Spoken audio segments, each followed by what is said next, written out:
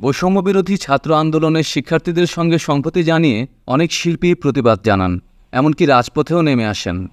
অনেককেই এই আন্দোলনে নীরব ভূমিকা পালন করতে দেখা গেছে। আবার কেউ কেউ দলীয় ট্যাগে ছাত্রদের বিপক্ষে কথা বলেছেন।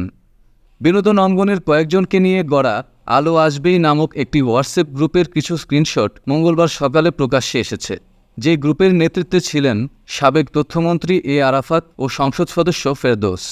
ভাইরাল হওয়া স্ক্রিনশটে দেখা যাচ্ছে ওই গ্রুপে অভিনেত্রী অরুণা বিশ্বাস, সোহানা সাবাকে। তাদের অবস্থান ছিল গেল জুলাইয়ে ঘটা ছাত্রদের আন্দোলনের বিপক্ষে। তারা সেখানে যেভাবেই হোক আন্দোলন থামাতে হবে এমন মতামত দিচ্ছেন। আরেকজন শিল্পী পরামর্শ দিয়েছেন ছাত্রদের উপর গরম পানি ঢালার। সেই গ্রুপে তথ্যমন্ত্রী এ আরাফাত ও সংসদ সদস্য ফেরদৌস সহ এডমিন হিসেবে ছিলেন অভিনেত্রী শামীমা তুষ্টি, নায়ক রিয়াজ ও সাজু খাদেম।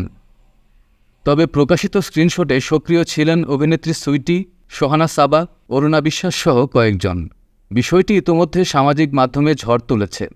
এই গ্রুপে নির্মাতা মোস্তফা সরোয়ার ফারুকীকে নিয়েও কথা হয়। ফলে ফারুকী বিষয়টি স্বাভাবিকভাবে নেননি।